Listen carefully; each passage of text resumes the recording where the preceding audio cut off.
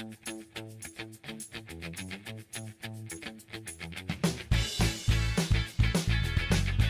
байцгаана уу, та бүхэндээ шинэ өглөөний мэнд хүргэе. BTP подкастынхаа шинэ дугаараар та бүхэнтэйгээ иргэн уулзаж байна. За, өнөөдөр манай подкастын зочин бол Техник технологийн политехник коллежийн зөвлөх доктор Эртүл оролцож байна. Сайн байна уу та? Сайхан амрав уу? Сайн байна уу? Сайхан амарлаа. Сайхан амарлаа. Бид хоёр өглөө эрт цаг гаргаад подкаста бичиж яагаад гэвэл энэ үед бол сургууль төгсөлт тэгээд шалгалт гээд маш их завгүй байдаг. Цаг зав гаргаад өглөөрт надтай ярилцлага хийж байгаа танд их баярлалаа. Манай байгууллага саяхан ЮНЕСКОгийн Хонконг, Герман, Бонн төвөөс зохион байгуулж байгаа мэргэжлийн боловсролын сургалтын байгууллага ногоон концептыг нэвтрүүлэхүй сургалтыг зохион байгуулсан юм аа. Тэгээд энэ талаараа болон энэ сургуулийн ногоон концептыг хэрхэн нэвтрүүлж байгаа талаар энэ удаагийн дугаараар бид нэр ярилцах юм аа. За, нэгтэл доктор та биднэрт өөрийгөө танилцуулахгүй юу? Би Монгол Улсын их сургуулийг хүрээлэн боо орчны хим мэргэжлэр төгссөн. Тэгээд доктор бол хүрээлэн боо орчны инженерчлэлийн чиглэлээр хамгаалаад одоо яг энэ чиглэлээр ажилладаг. 2019 оноос хойш техник технологийн политехникийн коллежийнхантай хамтран сургалтын хөтөлбөр сайжруулах болон сургалтын хөтөлбөрийг хөгжүүлэх тал дээр хамтран ажиллаж байгаа. Одоо зөвлөхөөр ажилладаг.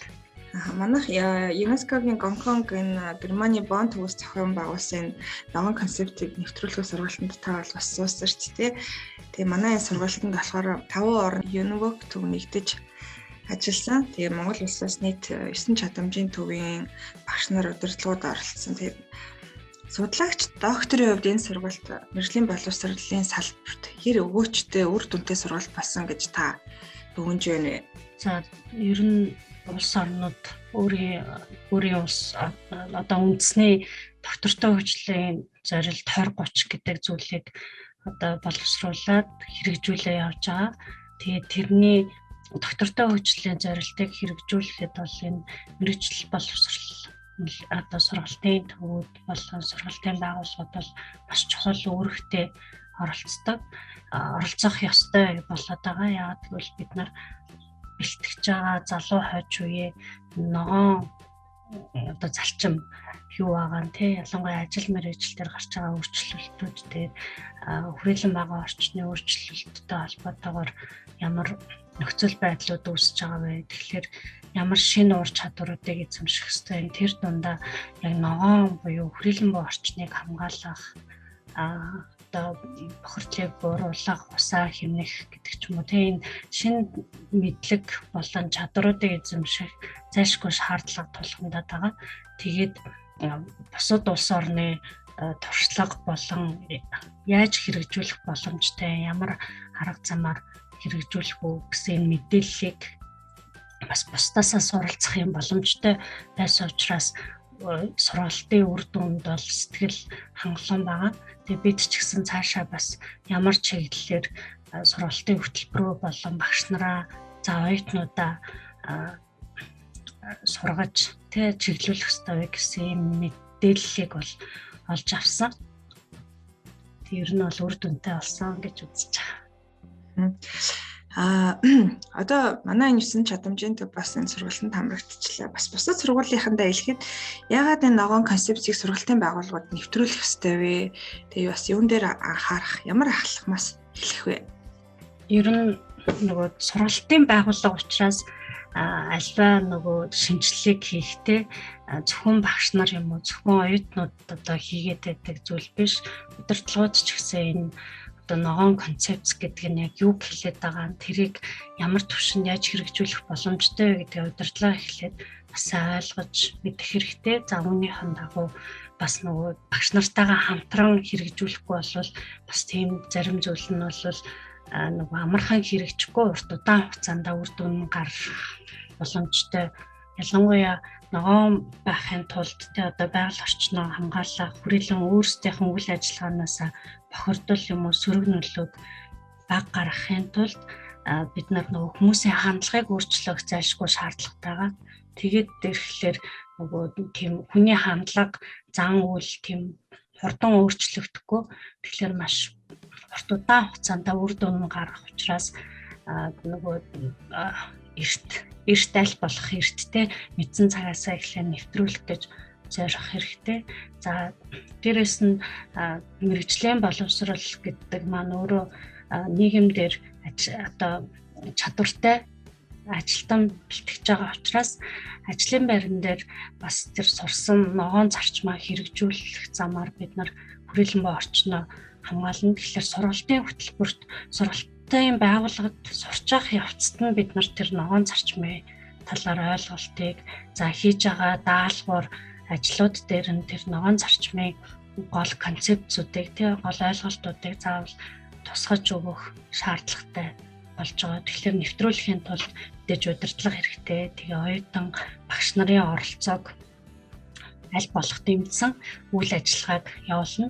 За дээрээс оюутны одоо нөгөө хандлага болон зан үйл за дээрээс нь хийж байгаа ажлын даалгавруудыг өөрчилж сайжруулахын тулд бид нар багш нараа бас бэлтгэх зайлшгүй шаардлага бий болгож байгаа. Багш нартаа ногоон концепц гэж үгүй хамгийн энгийн одоо гар дор материалаар ч юм уу гар доорх одоо нөхцөл байдал дээр тулгуурлаад яаж ногоон зарчмыг оюутнуудаа өгөх боломжтой вэ гэсэн бүтээлч сэтгүүг хөгжүүлэх шаардлагууд гарч ирэх болов уу гэж бодож байна.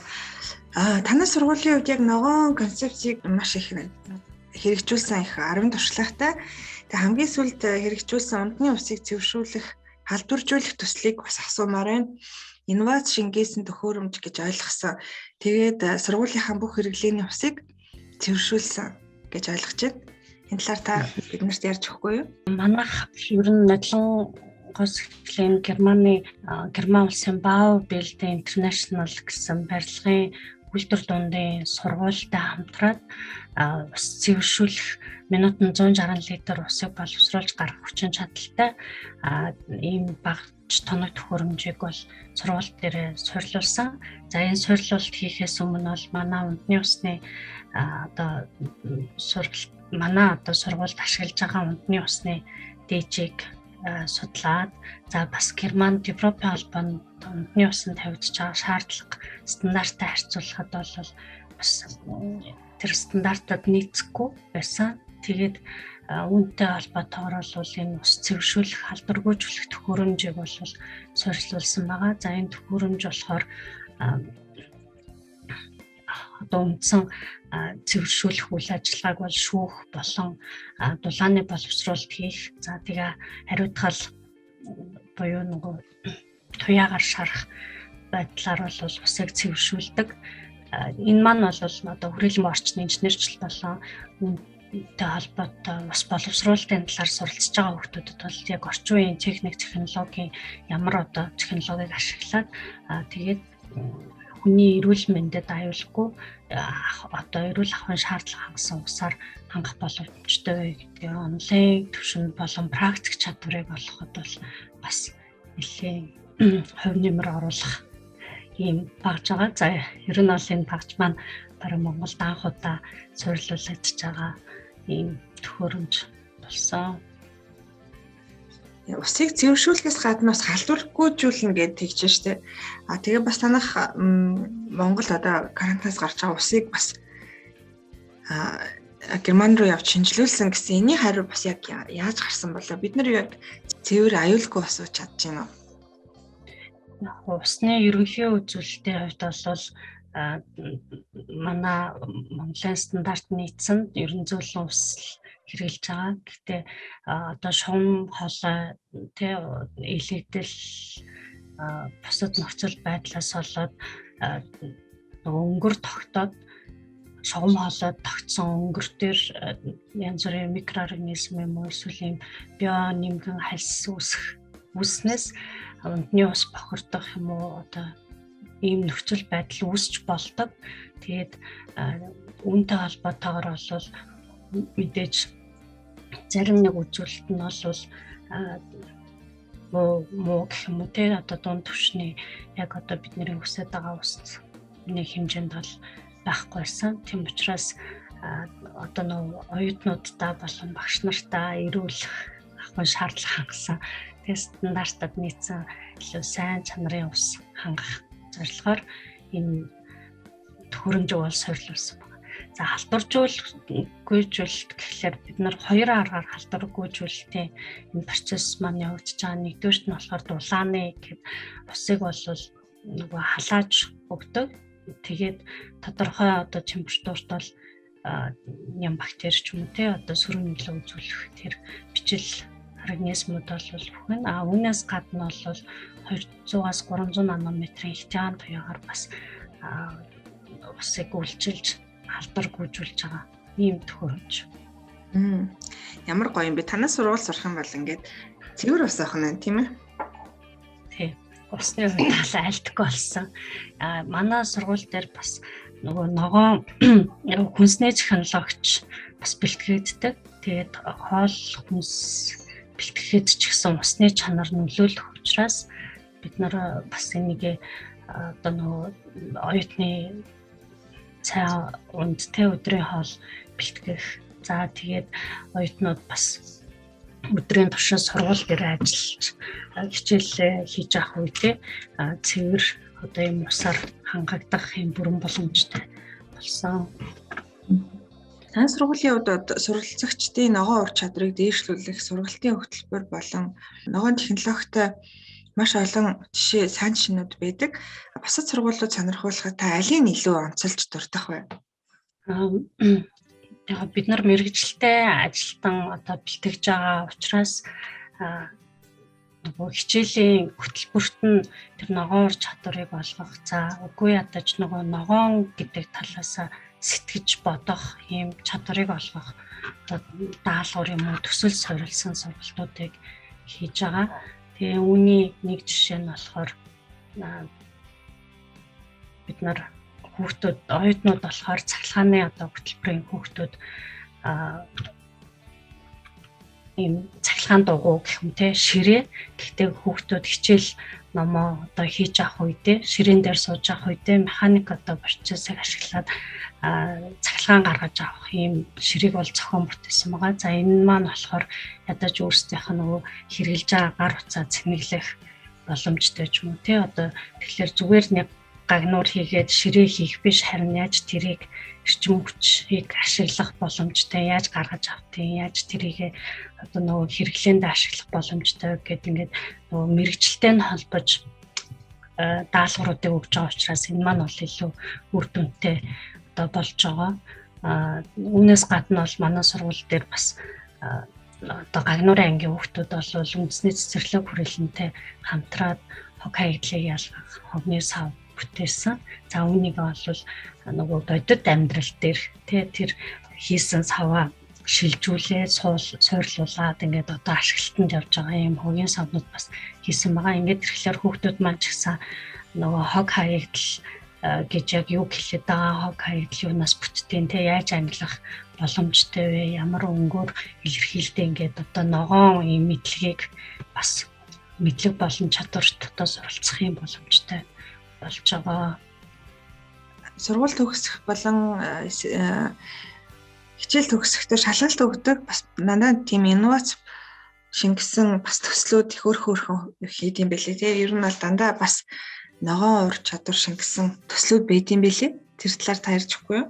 Манай сургууль дээр болохоор хэд хэдэн бас төслүүд гадны байгууллага болон одоо гадаадын бас твит яг энэ салбарынхантайгаа хамтарсан төслүүд бас хэрэгжүүлсэн байгаа. Тэгээ энэ маань ч гэсэн нөгөө хүүхдүүдийн одоо ур чадварыг за бусад бас мэрэгжлийн талаар ойлголт авахд ч гэсэн их тус нэмэр болдог. Жишээлбэл Монгол Улсын их сургуультай хамтраад энэ салбар дундын төсөл хэрэгжүүлсэн. За энэ маань болохоор нөгөө эрчим хүчний хэмнэлттэй за тэгээ хүрээлэн буу орчин дээлтэй смарт барилга байгууламж барих юм зорилго бүхий төсөл хэрэгжүүлсэн.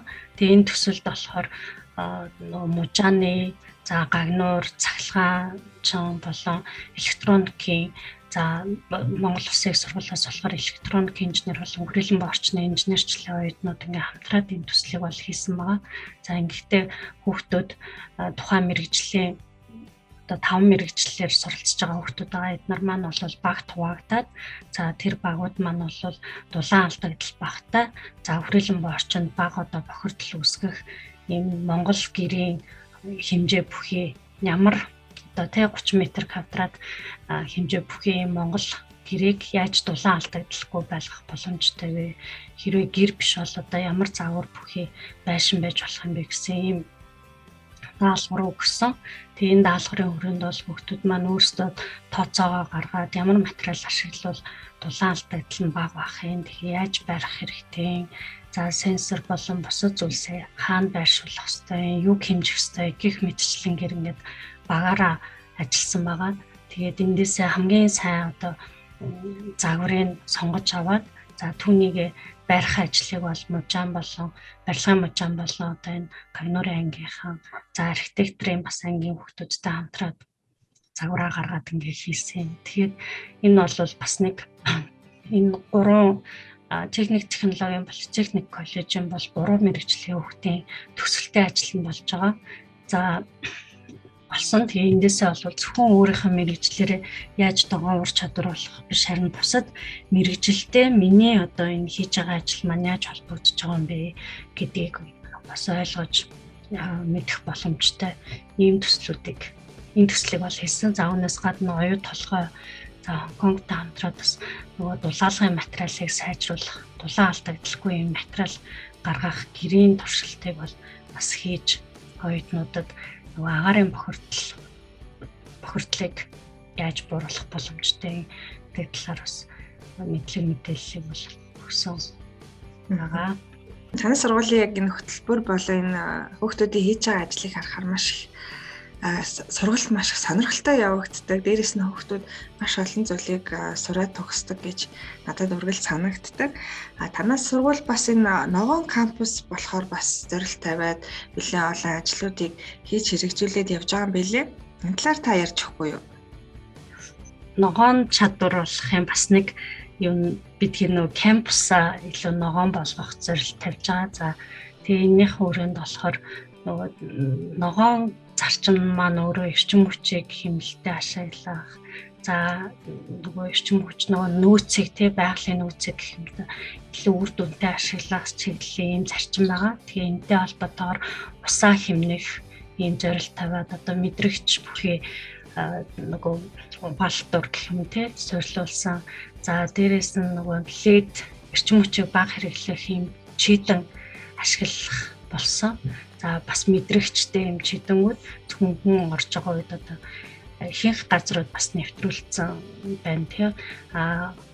Дээрээс нь сургуулийнхаа нөгөө эргэн тойрныг бол эргэн тойронд мод тарих зүлэгжүүлэх за үүндээ болохоор төгсөгч болон сурагчтай бол хамруулж оролцуулж явж байгаа. Тэгээд бидний зорилт бол одоо сургуулийнхаа эргэн тойронд 2000 м квадратын талбайг бол яг ногоон болгож оюутнуудын болон бас эргэн тойронд байгаа хүмүүс чөлөө цагаа өнгөрөх ийм талбай байгуулах зорилт тавиад ажиллаж байна. Бас зөвхөн одоо нөгөө кампус дотроо биш нийгэмд ногоон болон бусад хүрээлэн орчны хамгаалах энэ сэтлийг төрүүлэхийн тулд туул болон сэлб голыг одоо хогноос нь салгах энэ үйл ажиллагааг бол жил бүр зохион байгуулалт явж байгаа. Барилгын чиглэлээр суралцж байгаа хүүхдүүдэд бол бас нөгөө хаягдл материал их үүсдэг. За мужааны ангийнхан ч гэсэн нөгөө модны ингээ хаягдл материалууд үүсдэг. Тэгээ тэрийг яаж хэрэгцээтэй бүтээгдэхүүн болгож болох уу гэсэн ийм даалгавруудыг бас бид нар оюутнуудтай өгөөд тэгээ тэд нар бүтээлчээр за энэ даалгавраар юу хийж болох вэ гэж өөрсдөө бодоод зарим хүүхдүүд жишээлбэл мужааны ангийнхан бол одоо Парисын нөгөө цамхгийг тэр үлдэгдэл мотороо ингээ нийлүүлээд маш гоё цамхаг хийцэн байгаа. За зарим нь болохоор тэр үлдэгдэл мотороо бол юм жоохон дизайн оруулаад дотор ханы өрөөний ханыг бол маш гоёор юм тогтжуулах юм санаа гаргаад бас хийсэн. Барилгын материалын цемент энэ үлдэгдлэр бол бид нар нөгөө суур материал одоо суур ямар нэгэн бүтээцийн суурийг хийх ийм одоо зүйлийг бол оюутнуудаар бас хэлсэн. Тэгэхээр нөгөө нэг ашиглаж байгаа материалаа яаж хаягдл багтай одоо хэрэглэх боломжтой. За хаягдл үүсэн ч гэсэн тэрийгээ бас өөр зүйлд одоо хэрэглэх боломжтой гэсэн одоо ийм битүү циклийг ойлгуулах юм үйл ажиллагаа хийж байгаа. Үүнээс гаднаас нөгөө цахилгааны ангийнханд хайбрид машин одоо механик ангийнханд бол хайбрид машины загварыг гаргах, за үүнийг бас жижигрүүлсэн хувилбараар өөрсдөө зохиох гэсэн ийм сургалтуудыг багш нар болон бас оюутнуудтай заагаад яг бод туршилт болгоод бүтээгдэхүүн гаргах гэх юм те, прототип анхны загвараа гаргах ийм туршилтуудыг бас хийж байгаа. Одоо яг хүүхдүүд сургуулаа төгсөөд бас ирээдүйн мэргэжил сонголтыг хийж байгаа. Тэгэхээр та бас сургуулаа энэ ташуунд бас хүүхдүүдэд сурталчлал. Манай сургуулийн хувьд бол одоо манай Монгол Улсын хөгжилд, эдийн засгийн хөгжилд болон одоо нийгмийн хөгжилд чухал одоо хувь нэмэр оруулах мэргэжлэр одоо сургалт олгодог. За үүнээс гадна гол нь бид нар бол оюутнуудтай яг ажлын байран дээр тохирсон, ажлын байран дээр хүлээгдэж байгаа тэр ур чадварыг олгож одоо чадна. Та манай сургуульд ирэх юм бол барилгаас ахуулаад хүнсний технологичтой хоол хүнс бэлтгэх чиглэлээр одоо суралцах бүрэн боломжтой. За манад бас шатлан суралцах боломжтой. Зөвхөн одоо техникчээр ингээд суралцах биш, цаашаа ахуулаад бакалавр, за бүр цаашаа ахуулаад магистр хүртэл сурах юм боломжтой учраас манай сургуулийг зорж ирээрээ. Сурах үедээ бол орчин үед одоо доктортой хөгжлийн зорилт гэж яриад байгаа байгаль орчноо, хүрээлэн орчноо хамгаалах, за үйлдвэрлэлийн үйл ажиллагааг яаж зохистой явуулах, тэгээд хүн дээлтэй юм хотыг яаж байгуулах талаар бол сурч мэдэж гарах боломжтой. Тэгэхээр хүүхдүүд ийм сайхан боломжийг бол алдаж болохгүй нэ. Тэгэхээр бас манай техник технологийн политехник коллежийн веб сайт болон фейсбүүкээр та бүхэн орж сонирхоорой. За та бүхэн яг энэ ногоон ур чадвартай холбоотой бас яг ямар ажлыг хийж хэрэгжүүлэхээр төлөвлөж байгаа вэ? Түрүүн нөгөө ярилцлагын эхэнд дурдсанчлан ногоон ур чадварын одоо үндсэн сурна багш нар маань бас одоо ингээд зөв ногоон ур чадвар гэж яг юу гэлээд байгаа, яаж тэрийг хөтөлбөртөө тусгах одоо нөгөө хэрэгцээ үүсэж байгаа вэ гэдгээ зөв ойлгох нь маш чухал. Тэгээ бид нар энэ хүрээнд болохоор 5 одоо зорилт ерөнхийдөө тавиад явж байгаа. За нэгдүгээрт нь одоо сургуулийнхаа дүрм журам янз бүрийн тэр альбом бичгтээ ногоон концепцийн одоо үзэл баримтлалыг оруулсан зүйлийг тусгаж оруулъя гэсэн юм зорилт тавьж байна. Хоёрдугаарт нь болохоор хөтөлбөрөө ногоон болгохын тулд багш нар болон оюутнуудтай хандлагыг нь өөрчлөх, бас хөтөлбөрийг өөрчлөхийн тулд одоо даалгавруудаа тэр хүрээлэн боо орчны асуудлыг тусгасан. Одоо нөгөө уур амьсгалын өөрчлөлт болж байгаа учраас барилгын инженерийн шинэ яаж тийм дулаан төсвөртэй эсвэл дулаан алдагдaltaгүй манай орны хувьд бол өвлийн улирал дулаан алдагдaltaгүй материал байж болох юм, яаж бариул зохиомжтой, эрчим хүчээ яаж ашиглах гэсэн юм одоо нөгөө зүйлсийг бол тусгаж байна. Багш нараа одоо чадахжуулах үйл ажиллагааг явуулж байна. За дээрэс нь одоо хамгийн бас чухал зүйл нь бол яг үйлдвэрлэл дээр ажил дээр гараад ирэхлээр ногоон одоо ур чадварыг манай ажил олгогч нар бас мэддэг, ойлгодог, бас хэрэгжүүлдэг байх хэрэгтэй. Тэгэхээр нөгөө ажил олгогчтойгоо үйлдвэрийн дадлага болон одоо уртын дадлага гэдэг энэ дээр хамтран ажиллаж нөгөө оюутнуудын хийж байгаа үйл ажил одоо гүйцэтгэл дээр ногоон байх энэ зарчмыг бас хэрэгжүүлэхээр зорж байгаа. За тэгээд нөгөө ногоон кампус бий болох ажил маань бас үргэлжлүүлээд явж байгаа. Нөгөө талбайгаа ногоон болгох, за сургууль дээр хэрэгжилж байгаа хог хаягдлаа ангилан ялгах чиглэлийн бас үйл ажиллагаануудыг тусгаад тэгээд явж байна. Мэргэжил бүхэн сайхан байдаг. Таны мэргэжлийн хамгийн сайхан яг юу вэ? Хүрээлэн боо орчны инженер гэдэг одоо энэ чиглэлээр ажиллаж байгаа. Тэгээд миний мэргэжлийн хамгийн сайхан бид нар нөгөө хүн бол байгалиасаа байгальтай банк холбоотой байдаг. Гэтэл хүний үйл ажиллагаанаас нөгөө бидний эргэн тойрон ус агаар хөрстэй янз бүрийн бохирдол бий болоод байгаа. Тэгээд мэрэгжлийн хувьд хамгийн сайхан зүйл нь болохоор ирээдүйн хойч үедээ аюулгүй ийм сайхан орчныг бүрдүүлэхийн төлөө явж байгаа гэдгээр бол маш их одоо бахархдаг. Тэгээд бид нар байгалаас холдох ямар ч аргагүй учраас аль болох одоо байгалаа за эргэн тойронд хүний одоо энэ нийгэмч гэсэн тийм хүрээлэн орчноо бид нар яаж хайрлаж хамгаалах вэ гэдгийг ингээд бусдад таниулж явдаг учраас тийм хүүхдүүд нөгөө энийг ойлгоод өөрсдийнхөө зан үйлээ өөрчилж чаддаг. Тэгээ өөрчлөлт гарч ирдэг учраас тэрийг харахтаа бол энэ мэргэжил маань ямар сайхан мэргэжлээ гэж боддог. Ер нь яг нүдэн дээр маань ингээ харагддаг зүйл үр дүн нь бол тийм учраас ер нь бол мэргэжлээрээ бас их харагдаж явдаг. Асуугаагүй асуулт байна уу? Танд энэ хормыг үлдээ? Асуугаагүй зүйл ер нь бол харцангайгүй байна.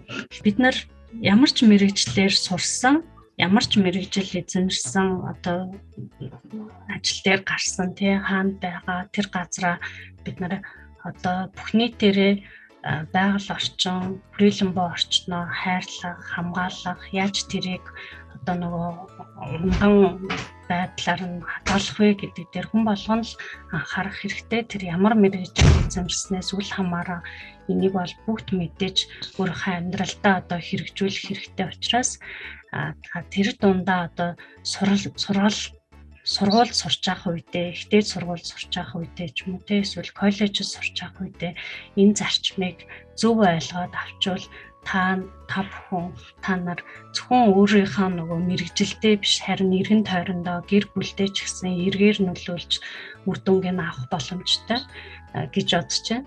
Тийм тэгэхээр энэ ногоон байх тий одоо байгаль орчноо хамгаалах, хүрээлэн боо орчинд сөрөг нөлөө үзүүлэхгүй үйл ажиллагаа явуулах тал дээр хүн болгоо анхаарч одоо яваасай л гэж хүсмээр байна. Маш сайхан уриалга байна. Хүн болгон бас хэрэгжүүлээсэй гэж бас хүсэж байна. Бүгдээрээ нэгэндээ үлгэр жишээ болж бас ирээдүйн хойчтой сайхан байгалыг үлдээхийг бүгдээрээ хичээцгээе. За өнөөдөр өглөө бас бид нар цаг зав гаргаад мэдээлэл өгсөн танд маш их баярлалаа. Танд болон танаа хамт олонд ажлын өндөр амжилт хүсье. Баярлалаа танд. За баярлалаа. Та бүхэнд ч гэсэн амжилт хүсье. За баярлалаа. Үгээр манай нэвтрүүлгийг өндөрлж байна. Энэ удаагийн дугаар Техник технологийн политехникийн коллежийн зөвлөх доктор Инхтэл оролцлоо. За баяртай. Баярлалаа.